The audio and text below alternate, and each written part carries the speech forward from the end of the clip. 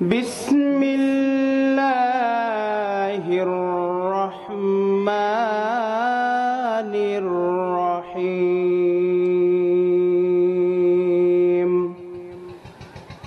وقل رب ادخلني مدخل صدق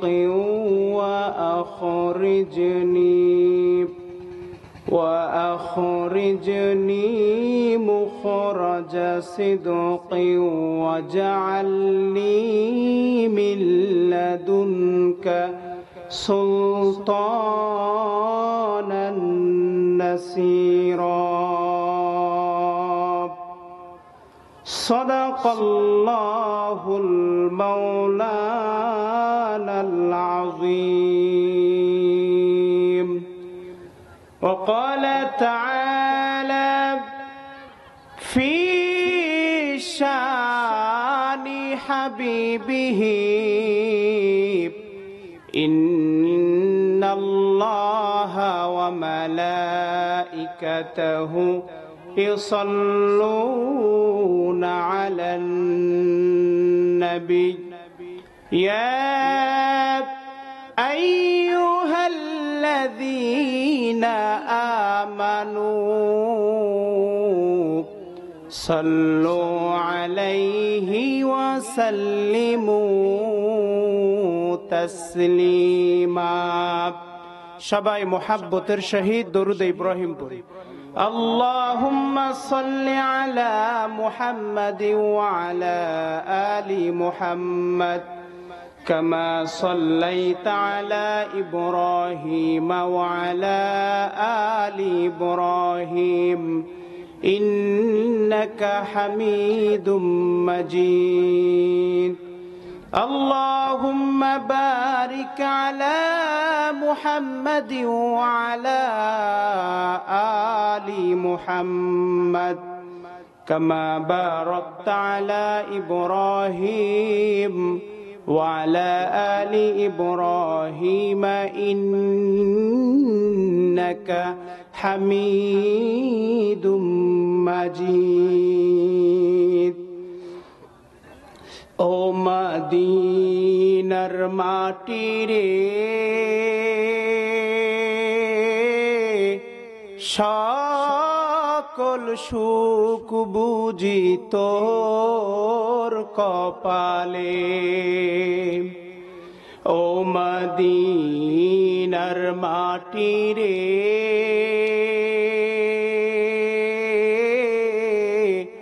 সকল সুখ বুঝি তোর কপালে ও মদিনা রে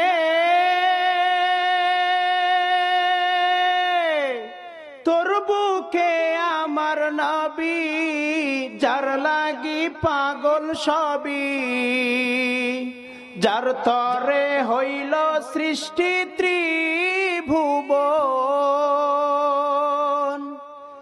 ভাবি আমি সারাক্ষণে কখন যাব সেখানে ভাবি আমি সারাক্ষণে কখন যাব সেখানে সহে না আমার পরানে ও মদিনার মাটি রে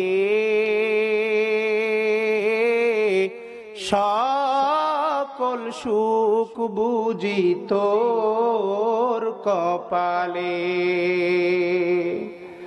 ও মদিনা রে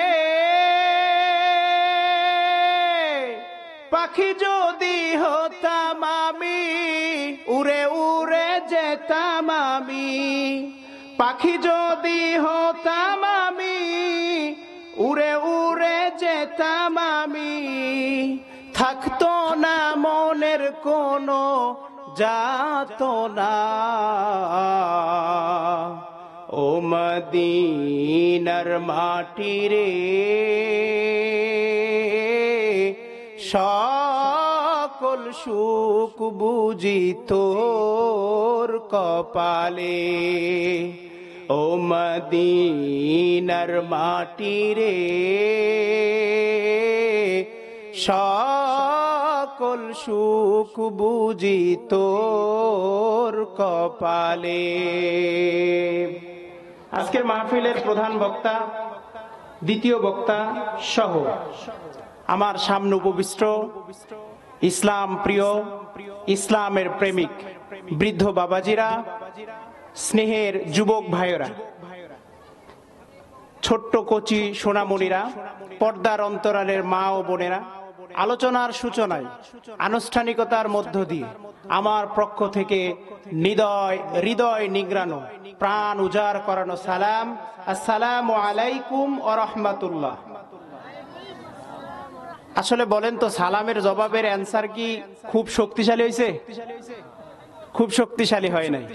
এজন্য আমরা একটু জবান খুলে বলি, মানুষ যতটুকু ছিল এতেই কাজ হয়ে যাবে ইনশাআল্লাহ।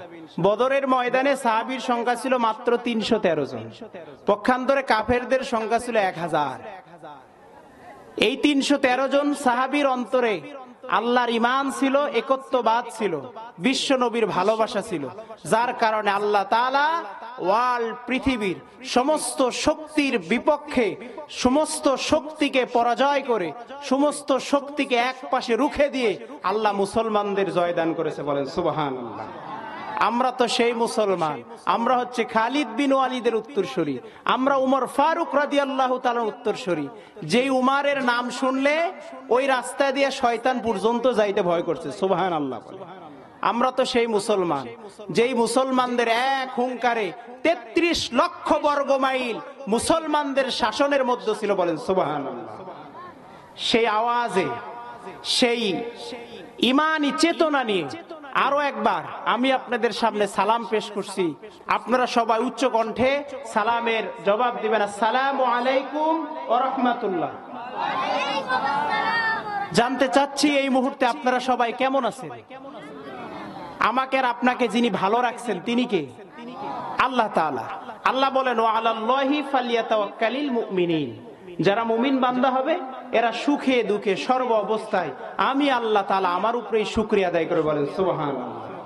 আর আমরা কি করি? যখন সুখে থাকি শুকরিয়া আদায় করি, যখন আমরা দুঃখে থাকি অনেক সময় মুখ ফসকে মনের ইচ্ছায় অনেক সময় এমনও কথা বলি যে আল্লাহ দুনিয়াতে আর কাউকে চোখে দেখে না, আমাকেই বারবার মুসিবত দেয়। বলেন নাউজুবিল্লাহ।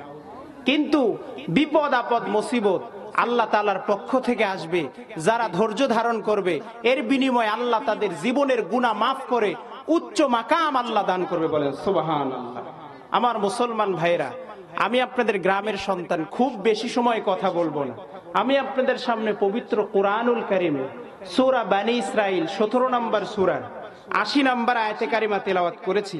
আল্লাহ সুবহানাহু ওয়া তাআলা যদি আমাকে সংক্ষিপ্ত আকারে এই আয়াতের সাপেক্ষে আপনাদের সামনে কিছু কথা বলার তৌফিক দান করে, আল্লাহ তাআলা যেন বক্তা এবং শ্রোতা উভয়কে আমলের নিয়তে কথাগুলো বলা এবং শোনার মতো তৌফিক দান করেন। ওয়া মা তাওফিক ইল্লা বিল্লাহ। সবাই বলুন আল্লাহুম্মা আমিন। আল্লাহ তাআলা কোরআনুল কারীমের মধ্যে বলছেন, ওয়াকুর রব্বি আদখিলনি মুদখালা সিদকিন ওয়া আখরিজনি মুখরাজা সিদকিন ওয়াজআলনি মিন লাদুনকা সুলতানান নাসিরা। এই আয়াতের তরজমার শুরুতেই আমি আপনাদের কাছে একটা প্রশ্ন করতে চাই। বলেন তো, মুসলমান হিসাবে আমরা কি চাই যে কোরআন দিয়ে আমাদের বাংলাদেশ পরিচালিত হোক? জোরে বলেন, চাই। আজকের আলোচনার মূল বিষয় হচ্ছে কোরআন দিয়ে রাষ্ট্র পরিচালনা করলে সেই রাষ্ট্রের ভিতরে কি সুখ, কি শান্তি, কি রহমত আল্লাহ তাআলা নাজিল করবেন।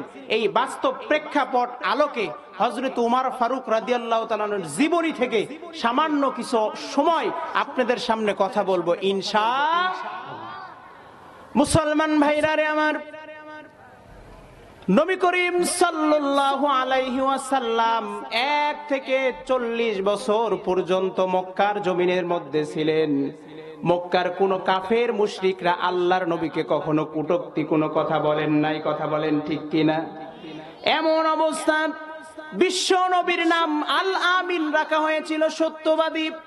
কিন্তু যেই মাত্র 40-এ পা দিল, আল্লাহর নবীর বয়স যখন 40 বছর হয়ে গেল, আল্লাহ তাআলা বিশ্ব নবীকে নবী হিসাবে ঘোষণা করলেন। কোরআনুল কারীম বিশ্ব নবীর উপরে নাজিল করে দিলেন। যেই মাত্র আল্লাহর নবী দুনিয়ার জমিনে সমস্ত মানুষের তৈরি মতবাদকে বাদ দিয়া একমাত্র আল্লাহর তৈরি মতবাদ কায়েম করতে চাইলেন, তখনই মক্কার কাফের মুশরিকদের কাছে আল্লাহর নবী, অধিকাংশ মানুষের কাছে আল্লাহর নবী একজন এইরকম ভাবে ঘৃণার পাত্র হয়ে গেলেন। কথা বলেন ঠিক কিনা? আল্লাহর নবী 1 নয় 2 নয় 3 বছর পর্যন্ত বিশ্ব নবী গোপনে গোপনে ইসলামের দাওয়াত দিয়েছেন।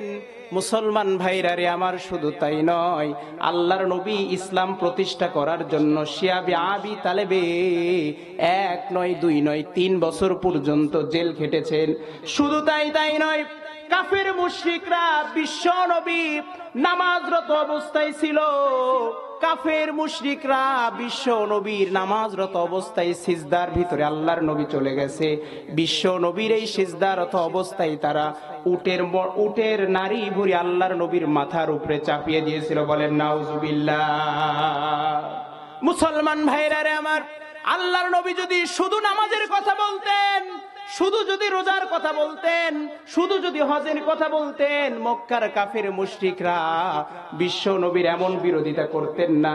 কিন্তু আল্লাহর নবী বলেছেন, আল্লাহর জমিনে হুকুম চলবে কার?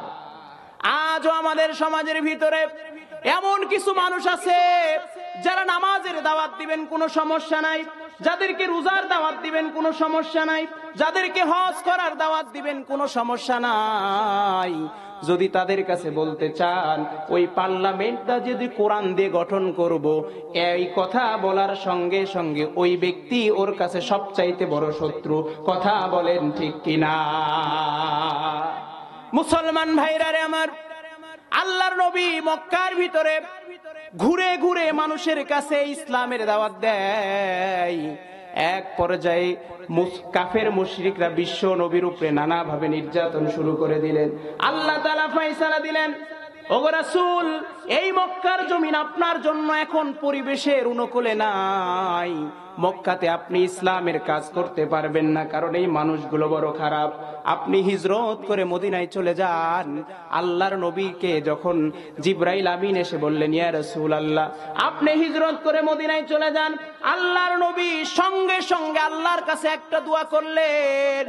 আল্লাহ পাক রব্বুল আলামিন বিশ্ব নবীর সেই দোয়াটা কোরআনুল কারীমের মধ্যে তুলে দিয়েছেন। বলেন সুবহানাল্লাহ।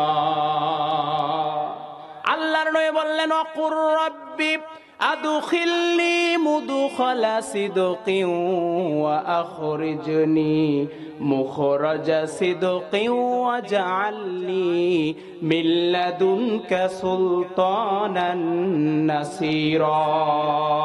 চিৎকার মেরে বলুন আল্লাহু আকবার। আল্লাহর নবী ডাক দিয়ে বললেন, ও আল্লাহ, আপনি আমাকে যেই জায়গায় পাঠাচ্ছেন কল্যাণের সঙ্গে সেই জায়গায় পাঠান, যেখান থেকে বের করছেন কল্যাণের সঙ্গে বের করুন।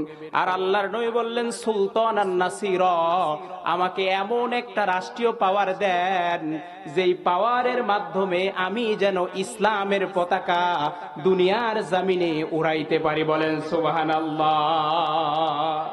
আল্লাহর নবী নবুয়ত পাইছিলেন, কুরআন পাইছিলেন, এরপরেও বিশ্ব নবী হিজরতের আগ পর্যন্ত কাবা ঘর থেকে 307টা মূর্তি সরাইতে পারে নাই। কথা বলেন, পারছে? আরো জোরে বলেন, পারছে? পারে নাই।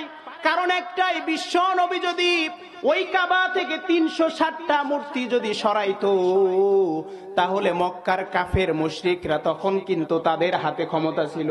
যদি সরাইতো তাহলে আল্লাহর নবীর উপর আরো নির্যাতনের আকার বাড়িয়ে দিত।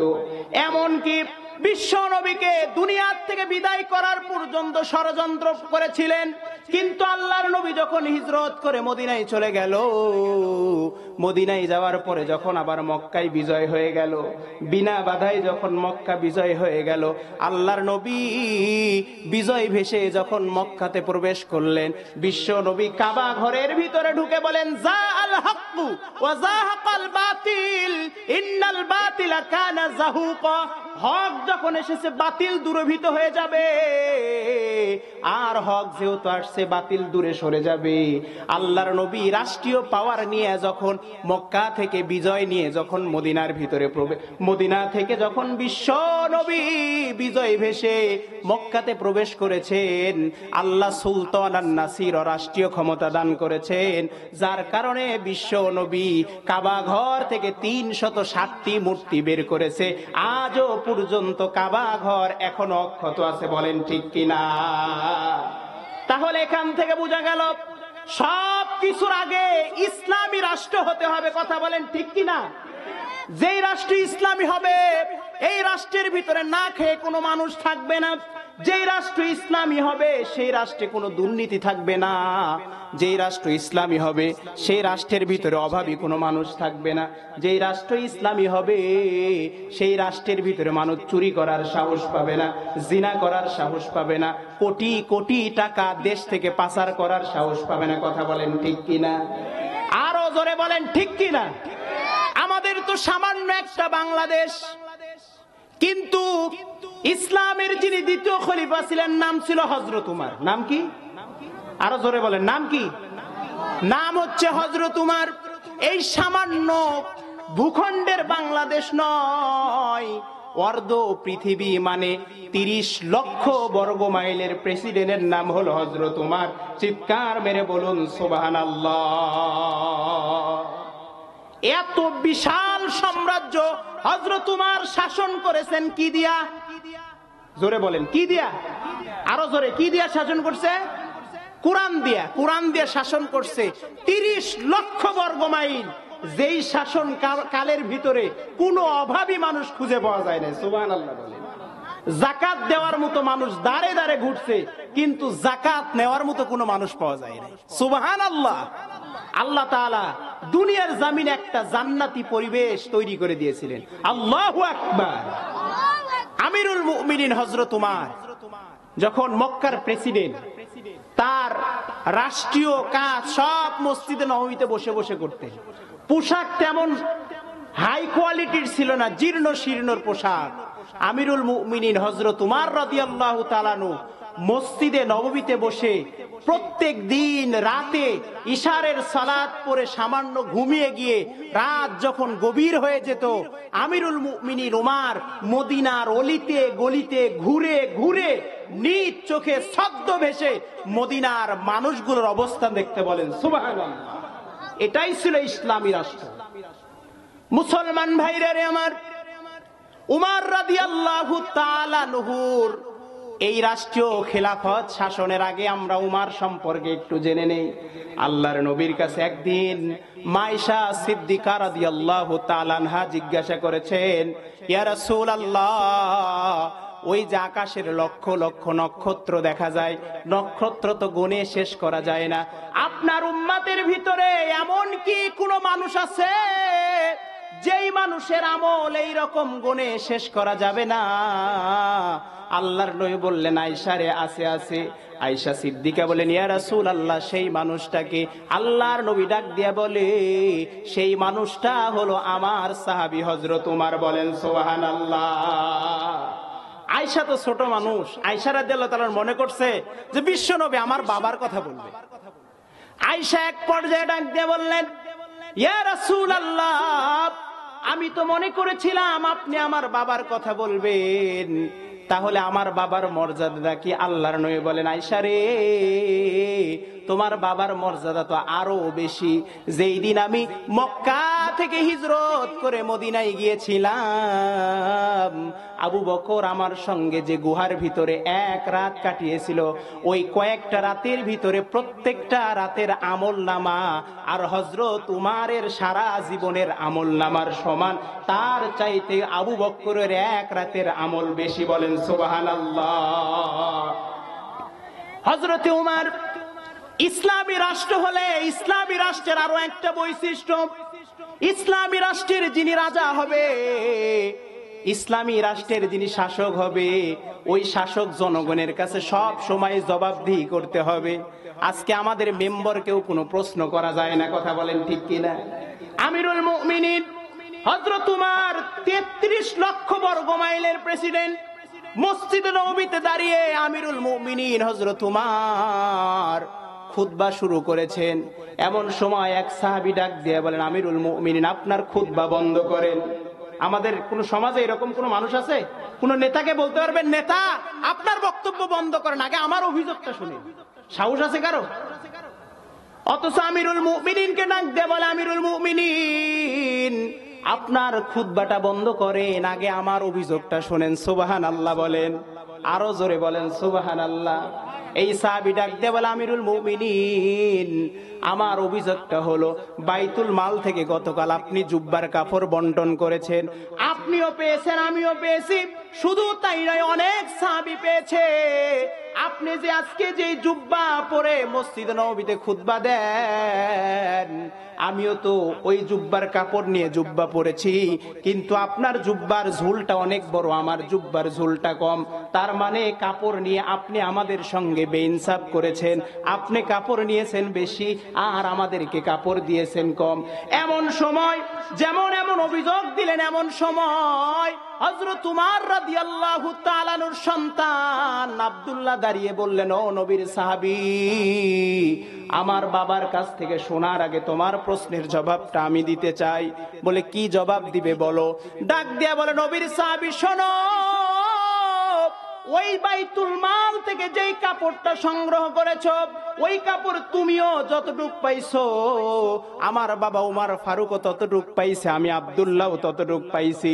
কিন্তু গতকাল রাত্রে আমার বাবা হঠাৎ করে আমার কাছে যায়, বলে, আব্দুল্লাহ রে, বাইতুল মাল থেকে যেই কাপড়টা দিছে, আমি মানুষ হলাম অনেক লম্বা, কিন্তু বাইতুল মালের কাপড় তো সবার জন্য সমান বরাদ্দ, সুতরাং এই কাপড় দিয়ে তো আমার জুব্বা ভালো হয় না, তাহলে কি করো, তোমার কাপড়টাও আমাকে দিয়ে দাও। আব্দুল্লাহ বলেন, ও নবীর সাহাবী শোনো, আমি আব্দুল্লাহ আমার কাপড়টা আমার বাবাকে দিয়েছি, আমার বাবার কাপড় আর আমি আব্দুল্লাহর কাপড় একত্রিত করে আমার বাবা জুব্বা বানিয়ে সেই জুব্বা পরে খুতবা দিচ্ছে। বলেন সুবহানাল্লাহ। নেতা কারে কয় রে মুসলমান, নেতা কারে কয়? আর আজকে আমাদের সমাজে যারা আছে সব হলো খেতা, কথা বলেন ঠিক কিনা? এরা সবাই নিজের ব্যাংক ব্যালেন্স নিয়ে সব সময় চিন্তা করে, আমার অ্যাকাউন্টে কত টাকা দেওয়া যায়, আমার অ্যাকাউন্টে কত টাকা রাখা যায়। এই যে বর্তমানে এর থেকে যারা শাসক হয়ে চলে গেল, প্রত্যেকটা এমপি মন্ত্রীর সুইস ব্যাংকে লাখ লাখ টাকা তারা তাদের নিজের নামে বরাদ্দ করে রেখেছে, কথা বলেন ঠিক কিনা? এটাই হলো মুসলিম উম্মার নেতার বৈশিষ্ট্য। যেই নেতা রাষ্ট্রীয় কোষাগার থেকে নিজের প্রয়োজনেও বেতন ব্যতীত 1 পয়সা পর্যন্ত নিবে না, সুবহানাল্লাহ বলেন, আরো জোরে বলেন না সুবহানাল্লাহ। আমিরুল মুমিনিন হযরত উমর রাদিয়াল্লাহু তাআলার জীবনী পড়লে খুবই চমৎকার, তার জীবনীটা খুবই ভালো লাগে। আমিরুল মুমিনিন হযরত উমর একদিন বাইতুল মালের যিনি প্রধান কোষাধ্যক্ষ তার কাছে গিয়ে বলে, ভাই তুমি যদি কিছু মনে না করো, আগামী 1 মাসের বেতন যদি আমাকে একটু অগ্রিম দিতা, তাহলে আমি খলিফা এই বেতনটা পাওয়ার পরে আমার খুবই উপকৃত হয়ে যেত। বলেন তো, যিনি দেশের প্রধান তার কি টাকা আছে নেওয়ার বর্তমান কোন অবস্থা আছে? আর কথা বলেন না, কোন অবস্থা আছে? নিজের যা মন চায় সেটা খরচ করে। কিন্তু উমর বলেন, যদি তুমি আমাকে 1টা মাসের টাকা আগে দাও, আমার সংসারটা সচ্ছল ভাবে চলবে, আমার পরিবারটা ভালো হয়ে চলবে। বাইতুল মালের প্রধান কোষাধ্যক্ষ বলছেন, আমিরুল মুমিনিন, আমি আপনাকে 2টা শর্তে আগে টাকা দিব। সেই 2টা হচ্ছে, 1 নম্বর শর্ত, আপনি আগামী 1 বছর পর্যন্ত জীবিত থাকবেন কিনা এই গ্যারান্টি আপনার দিতে হবে। 2 নম্বর শর্ত হচ্ছে, আগামী 1 মাস মুসলমান জনগণ আপনাকে খলিফা রাখবে কিনা, এই 2টা নিশ্চয়তা যদি আপনি দিতে পারেন, তাহলে আমি বাইতুল মাল থেকে আগামী 1 মাসের বেতন অগ্রিম আপনাকে দিয়ে দিব। বলেন তো এই দুইটা যে শর্ত দিছে এটা কি উমারের পক্ষে বলা সম্ভব? উমার রাদিয়াল্লাহু তাআলার পক্ষে সম্ভব নয়। উমার ডাক দিয়ে বলেন, ভাই আমি যা চেয়েছিলাম ভুল হয়েছে, আমার টাকার কোনো দরকার নাই, কারণ আমি আগামী 1 মাস বেঁচেও থাকতেও পারবো এমন কোনো গ্যারান্টি নাই। আবার মুসলিম উম্মাহ যে আমাকে 1 মাসের জন্য অগ্রিম শাসক বানাবে এমন কোনো গ্যারান্টি নাই, সুতরাং আমার টাকা নেওয়ারও কোনো দরকার নাই। সুবহানাল্লাহ বলেন। মুসলমান ভাইরা রে আমার, হযরত উমর ফারুক রাদিয়াল্লাহু তাআলা আনহু মসজিদে নববী থেকে ইশারের নামাজ পড়ে বাড়িতে চলে গেছে। বাড়িতে চলে যাওয়ার পরে সামান্য একটা ঘুমিয়ে পড়ছে। রাত যখন গভীর হইছে, প্রত্যেক দিনের ন্যায় হযরত উমর রাদিয়াল্লাহু তাআলা আনহু মদিনার অলিতে গলিতে ঘুরে ঘুরে বেড়াচ্ছে। সুবহানাল্লাহ বলেন, আরো জোরে বলেন সুবহানাল্লাহ। মুসলমান ভাইরা রে আমার, মদিনার অলিতে গলিতে ঘুরতে ঘুরতে হযরত উমর ফারুক রাদিয়াল্লাহু তাআলা আনহু লক্ষ্য করে দেখে ওই যে দূরে একটা তাবু দেখা যায়, ওই তাবুর ভিতরে টিবু টিবু করে আলো জ্বলে আবার নিবে। ব্যাপার কি? হযরত উমরের মনে খটকা বেঁধে গেল, না জানি আমার দেশের কোনো প্রজা কোনো বিপদে পড়ছে কিনা। এই জন্য হযরত উমর আস্তে আস্তে আস্তে আস্তে করে হযরত উমর যখন তাবুর কাছে গেছে, তাবুর কাছে যাওয়ার পরে হযরত উমর লক্ষ্য করে দেখে রে, ওই তাবুর ভিতর থেকে 3 জন মানুষের কথার আওয়াজ শোনা যায়। কয়জন? আরো জোরে জোরে বলেন, কয়জন? 3 জন মানুষের আওয়াজ শোনা যায়। এর মধ্যে একজন ছিল বয়স্ক, মিডিয়াম বয়সের একজন মহিলা, আর 2 জন হলো ছোট্ট ছোট্ট 2টা শিশু। একজন আরেকজনকে ডাক দিয়ে বলে, ভাই আজ কয়েকদিন যাবত পর্যন্ত আমার পেটে কোনো খাবার নাই গো ভাই। আমাদের মা বারবার বারবার আমাদের ধোঁকা দেয়, আর ডাক দিয়ে বলে, সন্তানেরা রে টেনশন করো না, এই যে উনুনের উপরে চুলার ভিতরে খাবার তৈরি হচ্ছে, আর সামান্য কিছু পরিমাণ সময় দেখো দেখো, তারপরে আমি তোমাদের জন্য খাবার তৈরি করব। মুসলমান ভাইরা রে আমার, হযরত উমর তাবুর পাশে কানটা লাগাইয়া এই 3 জন মানুষের কথা মনোযোগ দিয়ে শুনতেছে। এদের মধ্যে একজন সন্তান ডাক দিয়ে বলে, মা তুমি তো বলেছো মদিনার ভিতরে এমন একটা প্রেসিডেন্ট ছিল যার নাম হলো উমর, আমরা তো না খেয়ে কয়েকদিন যাবত পর্যন্ত সময় অতিবাহিত করলাম, এরপরে তুমি আমাদেরকে বললা চলো চলো মদিনায় চলো, মদিনায় যদি থাকতে পারি মদিনার প্রেসিডেন্ট হযরত উমর, হযরত উমর নিশ্চয় আমাদেরকে খাবার কোনো ব্যবস্থা করবে। ওগো মা, এখানে 1 দিন নয় 2 দিন নয় 3 দিন পর্যন্ত আমরা তাবুতে অনাহারে কাটাইলাম, তুমি কেমন শাসকের কথা কোলা, কেমন শাসকের কথা বললা, যেই উমর এখনো পর্যন্ত আমাদের খবর নিতে এখনো আসলো না। চিৎকার মেরে বলুন আল্লাহু আকবার। তাবুর পাশে দাঁড়িয়ে হযরত উমর এই 3 জন ব্যক্তির কথা শুনে আর চোখ দিয়ে দর দর দর দর করে পানি ফেলে, ডাক দিয়ে বলে, আল্লাহ গো, ও দয়ার আল্লাহ, আমি উমর এমন শাসক গো আল্লাহ, আমার শাসন আমলে মদিনায় মানুষ না খেয়ে থাকে, কাল কঠিন কিয়ামতের ময়দানে আল্লাহ যখন ডাক দিবে, উমর রে তোর শাসন আমলে মানুষ না খেয়ে মারা গেছে, এই উমর জবাব দে কি বলবো আমি উমর। হযরত উমর রাদিয়াল্লাহু তাআলা আনহু আর 1 যাররা পরিমাণ তাবুর কাছে দেরি করলেন না। হযরত উমর রাদিয়াল্লাহু তাআলা আনহু সোজা সোজা চলে গেলেন মদিনায়। মসজিদে নববীতে যাওয়ার পরে রাতটা বড় গভীর, সব মানুষ ঘুমান্ত হয়ে গেছে। বাইতুল মালের দায়িত্বরত বিশ্ব নবীর যে সাহাবী হযরত উমর আস্তে আস্তে করে ওই সাহাবীর বাড়িতে চলে গেলেন। ডাক দিয়া বলে, নবীর সাহাবী, ঘুম থেকে তাড়াতাড়ি উঠো, বাইতুল মাল থেকে আমাকে এক বস্তা আটার ব্যবস্থা করে দাও। হযরত উমরের কণ্ঠ পায়া বাইতুল মালের দায়িত্ব নিয়োজিত সাহাবী ঘুম থেকে উঠছে। উঠার পরে আস্তে আস্তে করে বাইতুল মালের চাবিটা নিছে। এইবার বাইতুল মাল থেকে এক বস্তা আটা বের করে দিছে। বাইতুল মালে দায়িত্ব নিয়োজিত নবীর যে দুইজন সাহাবী ছিল, যারা বাইতুল মালের খাবারগুলো মানুষের মধ্যে বন্টন করে দিত, ডাক দিয়ে বলে, আমিরুল মুমিনিন হযরত উমর, আপনার কষ্ট করে আটার বস্তাটা মাথা নিতে হবে না, আমাদের মাথায় উঠিয়ে দেন, আর আপনি আমাদের সামনে সামনে সামনে চলেন। আপনি গন্তব্যস্থানে গেলে আমরা আটার বস্তাটা গন্তব্যস্থানে নিয়ে চলে যাব। উমর ডাক দিয়ে বলে, নবীর সাহাবীরা শোনো, আজকে আটার বস্তা আমি তোমাদেরকে একটা শর্তে মাথায় দিতে পারি। কি শর্ত বলেন? ডাক দিয়ে বলেন, বাইতুল মালে নিয়োজিত নবীর সাহাবীরা শোনো রে, কাল কঠিন কিয়ামতের ময়দানে আল্লাহ যখন ডাক দিয়ে বলবে, উমর তোর গুনার বোঝাগুলো আমার সামনে নিয়ে আয়, ওই কঠিন কিয়ামতের ময়দানে তোমরা দুইজন যদি আমার গুনার বোঝা মাথায় নিতে রাজি হও, তাহলে আজকে এই আটার বস্তা তোমাদের মাথায় দিবা। আল্লাহু আকবার বলেন, আরো জোরে জোরে বলেন না আল্লাহু আকবার। যার অন্তরের ভিতরে আল্লাহর ভয়, এই ব্যক্তি দুনিয়ার কোনো অন্যায় কাজ করতে পারে না। কথা বলেন ঠিক কিনা? যাদের হৃদয়ে আছে আল্লাহর ভয়, তারা কভু কোনোদিন পথ ভুলে না। ঠিক কিনা? আরো জোরে বলেন ঠিক কিনা?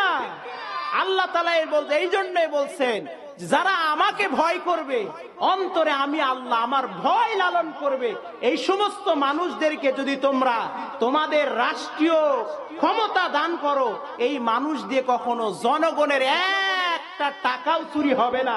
কথা বলেন ঠিক কিনা? এই জন্য মুসলমান আল্লাহ তাআলা কাছে বিশ্বনবী বলছেন যে, সুলতানান নাসিরা, হে আল্লাহ আমাকে আপনি এমন একটা রাষ্ট্রীয় শক্তি দান করেন, যে শক্তির কারণে আমি যেন দুনিয়ার জমিনে আপনার হুকুম, আপনার কোরআনের আইন প্রতিষ্ঠিত করতে পারি। আল্লাহ তাআলা বিশ্বনবীকে যখন ক্ষমতা দান করছে, আল্লাহর নবী এই রাষ্ট্রীয় সংবিধান কোরআনকে পার্লামেন্টে বসিয়ে আল্লাহর নবী ওয়ার্ল্ড মদিনার ভিতরে এমন একটা শাসন ব্যবস্থা চালু করেছিলেন, যেই শাসন ব্যবস্থা ছিল দুনিয়ার ভিতরে একটা জান্নাতি পরিবেশ। বলেন সুবহানাল্লাহ। আরো জোরে বলেন সুবহানাল্লাহ। আমরা কি সেই শাসন ব্যবস্থা চাই না? আরো জোরে বলেন, চাই কি চাই না?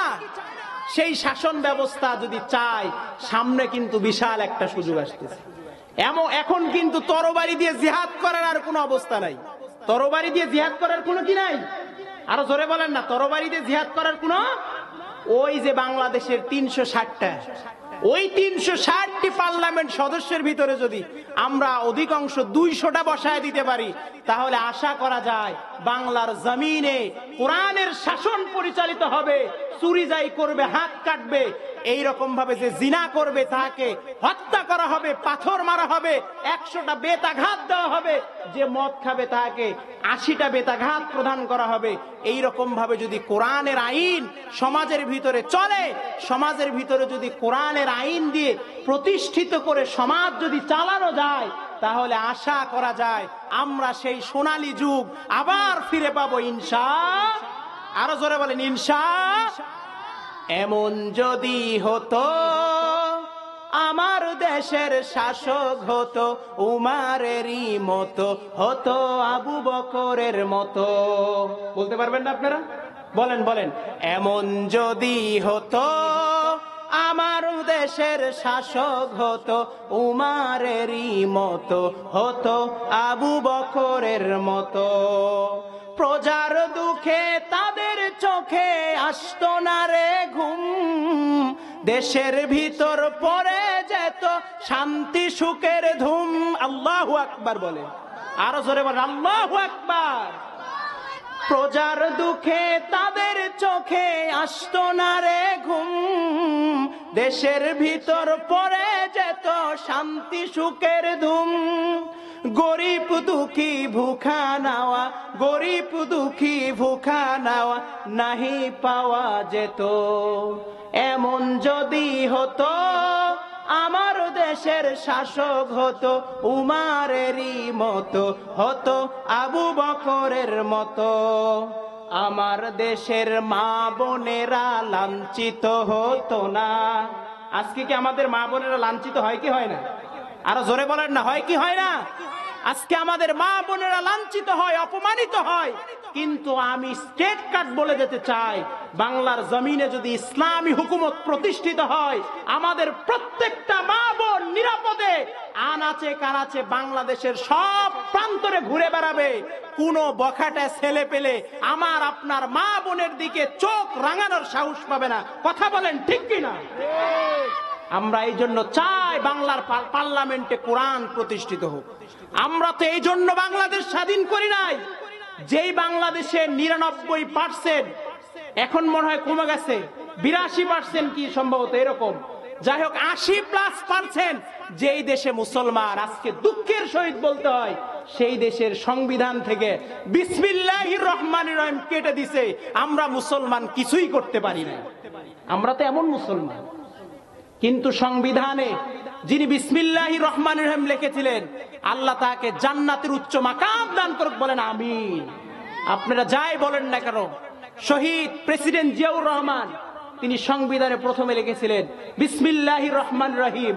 কারণ আমরা চাই আমাদের বাংলাদেশের শুধু বিসমিল্লাহ নয়, বা কোরআনুল কারীমের ইসলামী শরীয়ত সম্মিলিত 500 আয়াত দিয়ে যেন পার্লামেন্ট গঠিত হয়, বাংলার জমিনে যেন এই 500টি আয়াত দিয়ে শাসন প্রতিষ্ঠিত হয়।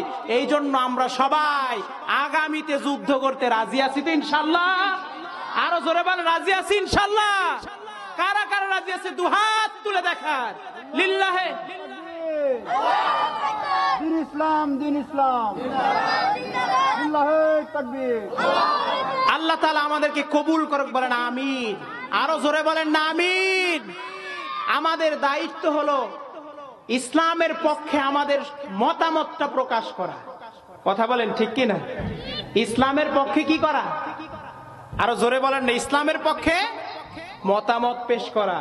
আল্লাহ তাআলা ইসলামকে যদি বিজয়ী দান করেন আমাদের দেশের ভিতরে, বললাম তো কোনো মানুষ না খেয়ে মরবে না।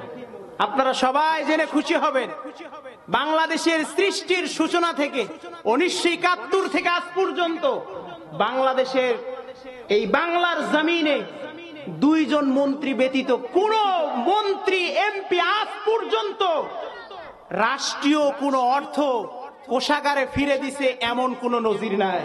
কথা বলেন আছে? কিন্তু 2 জন ব্যক্তি দিয়েছিলেন, যারা 2 জন ইসলামের পক্ষে কাজ করেছেন। বলেন সুবহানাল্লাহ।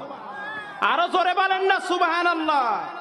এই জন্য সুন্দর করে কবি বলেছেন, আমার দেশের মা বোনেরা লাঞ্ছিত হতো না, আমার দেশের কৃষক শ্রমিক বঞ্চিত হতো না, ধনী গরিব সবাই মিলে ভালোবাসা পেত।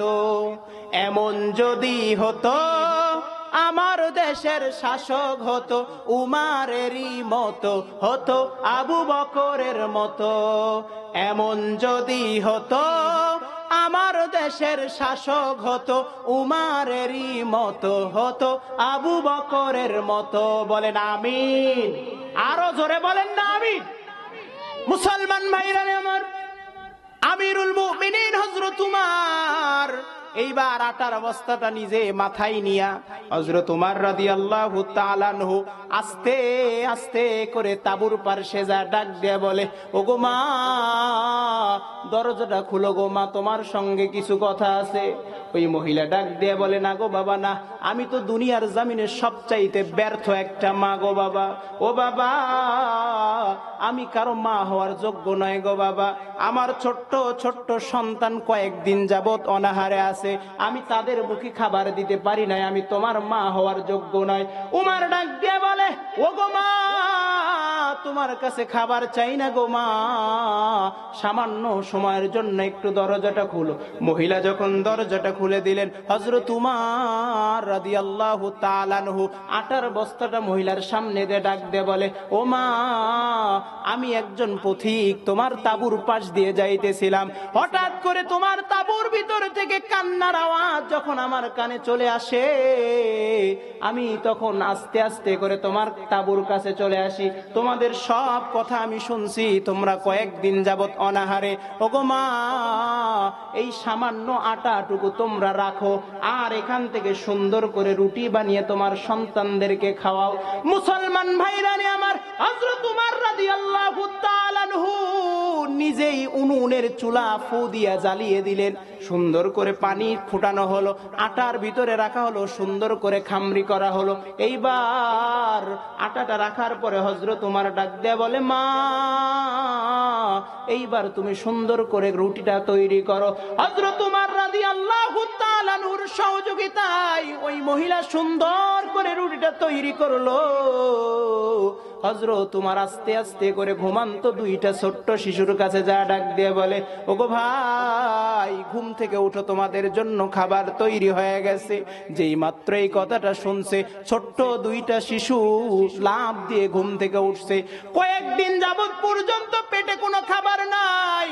হযরত উমর রাদিয়াল্লাহু তাআলা আনহু এই দুইজন ছোট্ট শিশুকে নিজ হাতে রুটিটা খেজুর দিয়া মাখায়া মাখায়া, খেজুরের সুন্দর করে মাখায়া মাখায়া মুখে দিছে। ডাক দিয়া বলো, গো মা, বাকি আটাগুলো তোমরা খেয়ে নিও। ওই মহিলা ডাক দিয়া বলো, গো বাবা, কে তুমি জানি না, কে তুমি জানি না, কোথায় তোমার পরিচয় তাও জানি না, কে বা তুমি, কোথায় তুমি থাকো কিচ্ছু জানি না, কিন্তু আমি মা, আমি শুনেছি মসজিদে নববীতে নাকি বিশ্ব নবীর একজন সাহাবী হযরত উমর, তিনি নাকি খিলাফতের দায়িত্ব পালন করে। আমি তো চতুর্দিকে তার সুনাম শুনছি, কিন্তু নিজে চোখে মদিনায় না আসলে দেখতে পারতাম না। আমি যেহেতু মদিনায় আসছি, সুতরাং আমি দেখতে পারলাম। উমরকে বাদ দিয়া যদি তোমাকে মদিনার প্রেসিডেন্ট বানাইতো, আমি মা বড় খুশি হইতাম। চিৎকার মেরে বলুন আল্লাহু আকবার। কার সামনে বলছে? কিন্তু উমরকে ছিলেন। উমর ডাক দেয়া বলে, মা, উমর ডাক দেয়া বলে, মা, ও মা, তুমি সামনের দিনে, আগামী দিনে একটু মসজিদে নববীতে আসবে গো মা। তুমি যদি মসজিদে নববীতে আসো, উমর আমার খুব বড় কাছের একজন মানুষ, পরিচিত মানুষ, বন্ধু মানুষ। আমি উমরকে বলে তোমার জন্য এমন সুন্দর একটা ভাতার ব্যবস্থা করে দিব, তোমার সন্তানগুলো না খেয়ে আর মরবে না। তোমার সন্তানদের জন্য প্রত্যেক দিন উমর রাদিয়াল্লাহু তাআলা আনহু নিজে লোক পাঠায়া তোমার বাসার ভিতরে খাবার পৌঁছায়া দিবে। চিৎকার মেরে বলুন সুবহানাল্লাহ। পরের দিন সকালবেলা মহিলা মসজিদে নববীতে গেছে। বিশ্ব নবীর সাহাবীদের ডাক দিয়ে বলে, নবীর সাহাবীরা রে, তোমাদের মধ্যে উমরকে যে নাকি মসজিদ নববীর প্রেসিডেন্ট, উমরকে আমি দেখতে চাই। সাহাবীরা ডাক দিয়ে বলো, মহিলা, ওই যে আমাদের মধ্যে বসে আছে, তার মধ্যে সবার মাথা যার উঁচু, সেই সবার মধ্যে যার মাথা উঁচু তার নাম হলো উমর। মহিলা একবার যে উমরের দিকে তাকাইছে, কলা গাছ কাটলে যেমন মাটিতে ঠাস হয়ে পড়ে যায়, এই মহিলার অবস্থা তেমন হয়ে গেছে। কারণ উমরের সামনেই উমরের বিরুদ্ধে অভিযোগ করেছে। কথা বলেন ঠিক কিনা? মুসলমান ভাইরা আমার, আর লম্বা নয়, উমর রাদিয়াল্লাহু তাআলা আনহুকে দেখা মাত্রই মহিলা মারছে দৌড়। আল্লাহর নবীর সাহাবী উমর ডাক দে বলো, গো মা, কোথায় যাও, কোথায় যাও, তোমার দৌড়াইতে হবে না, ভয়ের কোনো কারণ নাই। কারণ মহিলা জানে যেই রাস্তা দিয়ে উমর যায়, সেই রাস্তা দিয়ে ভয়ে শয়তান পর্যন্ত যায় না। চিৎকার মেরে বলুন সুবহানাল্লাহ। হযরত উমর ডাক দিয়ে বলে, মা, তোমার কোনো টেনশন নাই, আমি যদি সত্যই আজকে যদি ভ্রমণ না করতাম, আমি যদি ছদ্মবেশে না বের হইতাম, তাহলে কিয়ামতের ময়দানে আল্লাহর আদালতের কাঠগড়ায় আমার দণ্ডায়মান হতো। ওগো মা, আমি উমার ধন্য হয়ে গেলাম, তোমাদের মতো একজন অভাবী পরিবারে খাবার দিলাম। কাল কঠিন কিয়ামতের ময়দানে আল্লাহ যদি আমার জীবনের কোনো আমল কবুল না করে, আপাতত গত রাতের আমলের বিনিময় এমন হতে পারে আমি উমার, আমাকে আল্লাহ জান্নাত পৌঁছায় দিতে পারে। বলেন সুবহানাল্লাহ। এই জন্য সম্মানিত হাজিরিন, আজকের আলোচনার সর্বশেষ যেই বিষয়ে কথা, সেটা হচ্ছে ইসলামী রাষ্ট্র প্রতিষ্ঠিত করা আমাদের উপরে দরকার। নামাজ পড়া যেমন ফরজ, রোজা রাখা যেমন ফরজ, এই রকম ভাবে ইসলামী রাষ্ট্র প্রতিষ্ঠা করাও ফরজ। আল্লাহর নবী যুদ্ধের ময়দানে ইসলাম প্রতিষ্ঠা করার জন্য রোজা কাজা করেছেন, নামাজ কাজা করেছেন, যুদ্ধ করেছেন। কারণ রাষ্ট্রীয় ক্ষমতা যখন আসবে, এমনি এমনি আপনি সব কিছু আস্তে আস্তে ইসলামী হুকুমত দিয়ে সমাজের ভিতরে, রাষ্ট্রের ভিতরে প্রতিষ্ঠিত করা সম্ভব হবে। কথা বলেন ঠিক কিনা? আল্লাহ তাআলা আমাদেরকে তৌফিক দান করুক, আমরা যেন ইসলামী রাষ্ট্রের পক্ষে সারাটা জীবন কাজ করতে পারি। ওয়া আখিরি দাওয়ানা আনিল হামদুলিল্লাহি রাব্বিল আলামিন।